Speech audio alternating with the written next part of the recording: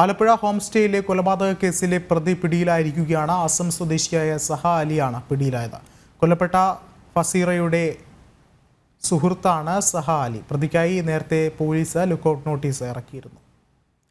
കൂടുതൽ വിവരങ്ങളുമായി നിഷ ദിലീപ ചേർന്നുണ്ട്. നിഷ, എപ്പോഴാണ് ഈ ഒരു പ്രതി പിടിയിലാകുന്നത്?